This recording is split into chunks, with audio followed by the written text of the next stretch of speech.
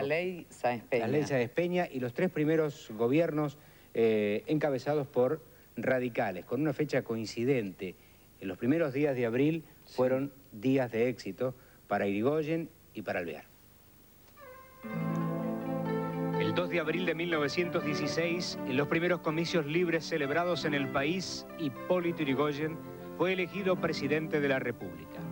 Desde ese día y durante 14 años, la Unión Cívica Radical condujo los destinos de la nación e inauguró en la Argentina el primer gobierno popular que le dio participación activa a los ciudadanos.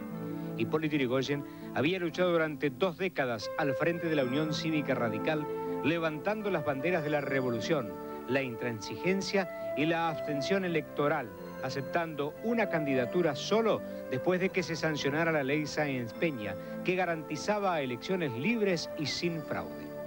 La fórmula Irigoyen-Pelagio Luna obtuvo casi 340.000 sufragios, derrotando al conservador Ángel Rojas, al demócrata progresista Lisandro de la Torre y al socialista Juan B. Justo, pero en el colegio electoral necesitó los 152 votos de los radicales disidentes de Santa Fe, que le otorgaron uno más de los necesarios para acceder a la primera magistratura. Acompañado de hombres como Honorio Pueyrredón, Elpidio González y José Salinas, entre otros, Irigoyen llegó a la presidencia sin establecer ningún programa de gobierno, pero con consignas claras como la moralidad pública, la pureza electoral y la vigencia del sistema federal que le hicieron ganar la simpatía popular, sobre todo la de los jóvenes.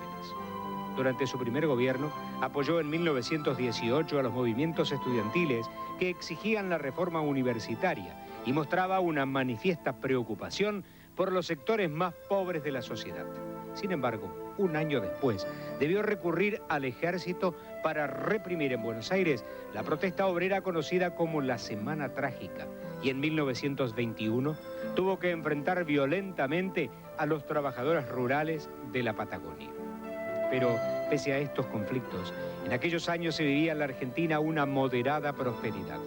Había mejorado la calidad de vida de los trabajadores y los hijos de los inmigrantes accedían sin ninguna discriminación a la educación y a los cargos públicos.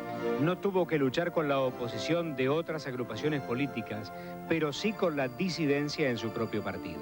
La Unión Cívica Radical se había dividido en antipersonalistas que cuestionaban la política individualista del caudillo y en los irigoyenistas que se atribuían una mejor interpretación del carácter popular, revolucionario y americanista del radicalismo y acusaban a sus opositores de conservadores encubiertos. En las elecciones del 2 de abril de 1922, otra vez la Unión Cívica Radical llegó a la presidencia, pero con una figura antipersonalista, el doctor Marcelo Torcuato de Alvear.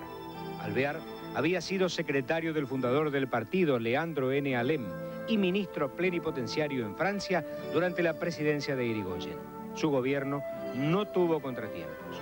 Con una economía estable a partir del modelo agroexportador, fueron años de bonanza y tranquilidad, en tiempos en que los argentinos solían repetir: con una cosecha se salva el país. Y el país era estable, próspero, rico. 6 años después, en las elecciones de 1928, Hipólito Yrigoyen se convirtió en el primer presidente argentino que iniciaba un segundo mandato bajo la ley Sáenz Peña, tras ganar los comicios en forma tan contundente que logró acumular el doble de votos que todos los demás partidos reunidos.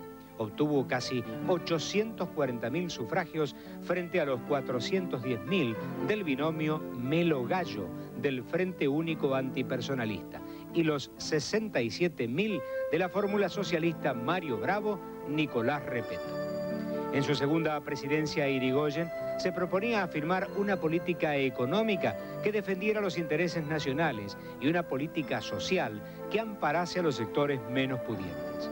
Pero el viejo caudillo de 75 años debió enfrentar el hostigamiento continuo de las fuerzas conservadoras, que no podían derrotarlo en las urnas, además de las consecuencias de la crisis económica mundial que llegó al país en 1929 y que poco a poco le fueron restando el apoyo popular.